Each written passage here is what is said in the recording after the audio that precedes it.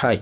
அதாவது இந்த வீடியோவில் நம்ம என்ன பார்க்க போகிறோம்னா 5 விஷயத்த நிறைய பேர் தப்பாக புரிஞ்சு வச்சுருக்காங்க. அந்த 5 விஷயம்தான் என்னென்னு பார்க்க போகிறோம். அதாவது எஜுகேஷன் அப்படிங்கிறது ஒரு வேலைக்காண்டியும் இல்லை சம்பாதிக்கிறதுக்காண்டியும் மட்டும் எல்லாம் நினச்சி வச்சுருக்கோம். ஆனால் எஜுகேஷன்னா எதுக்கு?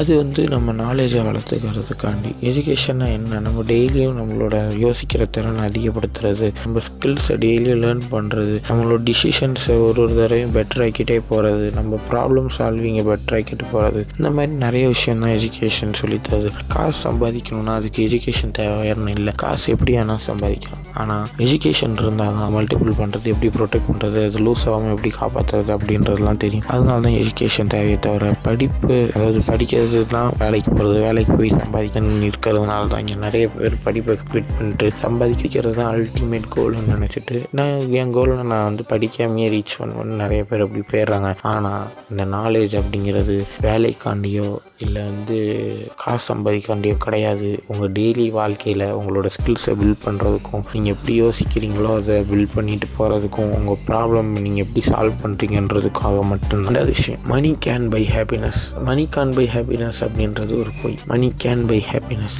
ஏன்னா ஹாப்பினஸ்லாம் என்ன? நம்மளுக்கு பிடிச்ச விஷயங்களை செய்கிறது அதுதான் ஹாப்பினஸ். நம்மளுக்கு பிடிச்ச மாதிரி இருக்கிறது அதுதான் ஹாப்பினஸ். நம்மளுக்கு பிடிச்ச இடத்துல வாழலாம், நம்மளுக்கு பிடிச்ச வீட்டில் இருக்கலாம், நம்மளுக்கு பிடிச்ச ஃபுட்டை சாப்பிட்லாம், நம்மளுக்கு பிடிச்ச விஷயத்தை எக்ஸ்பீரியன்ஸ் பண்ணலாம், என்ஜாய் பண்ணலாம். இதெல்லாம் விட முக்கியமாக நம்மளுக்கு ஃப்ரீடம்ன்றது ஒன்று கிடைக்கும். நம்மளுக்கு பிடிச்ச விஷயத்தை செய்யலாம். இப்போ உங்களுக்கு ஒரு வேலையை விட்டுட்டு பிஸ்னஸ் பண்ணணும்னு தோணுதுன்னா உடனே அந்த வேலையை விட்டுட்டு யோசிக்காமல் பிஸ்னஸ் பண்ண முடியும் உங்களால். ஏன்னா உங்கள்கிட்ட காசு இருக்குது. ஸோ மணியால் ஹாப்பினஸ்ஸை வாங்க முடியும். ஆனால் எல்லாத்தையும் எல்லாரும் வாங்க முடியாது. இன்னர் பீஸ்ன்ற மாதிரி நிறைய விஷயம் இருக்குது. இருந்தாலும் ஹாப்பினஸ்ஸை மணியால் வாங்க முடியும். Love doesn't mean you can take advantage.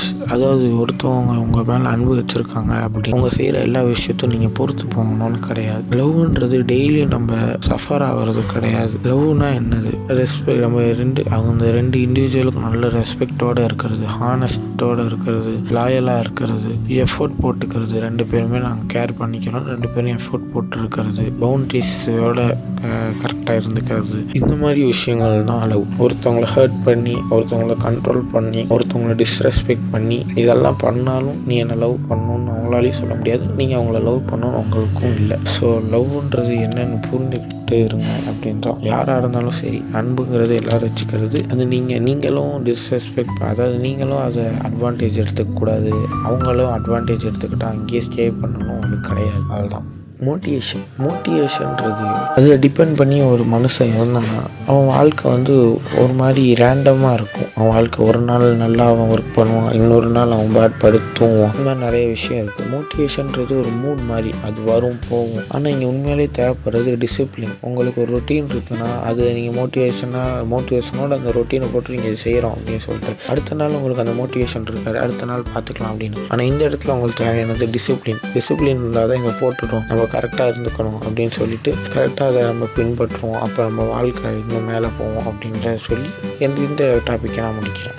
Failure அப்படின்றது எண்டு கிடையாது, அது ஒரு ஃபீட்பேக். இப்போ நம்ம என்ன நினைக்கிறோம், ஃபெயில்னால் அதோட முடிஞ்சு கேம் ஓவர் ஃபினிஷ் அப்படின்னு நினைக்கிறோம். ஆனால் அப்படி கிடையாது. ஃபெயில் அப்படின்றது கற்றுக்கிறது. ஒரு மெத்தடில் நம்ம ஒர்க் பண்ணுறோம், அந்த மெத்தட் அதுக்கு ஒர்க் அவுட் ஆகலை, வேறு ஒரு மெத்தடில் செய்யணும் அப்படின்றது தான் தவிர்த்து உண்மையான ஃபெயிலியர்னால் என்னது? நீங்கள் ஒரு மெத்தட் ஒரு தடவை 2 தடவை 3 தடவை ட்ரை பண்ணிவிட்டு இல்லை இது எனக்கு வராது அப்படின்னு நீங்கள் குவிட் பண்ணுறீங்களோ, இது குவிட்டிங் தான் ஃபெயிலியர்.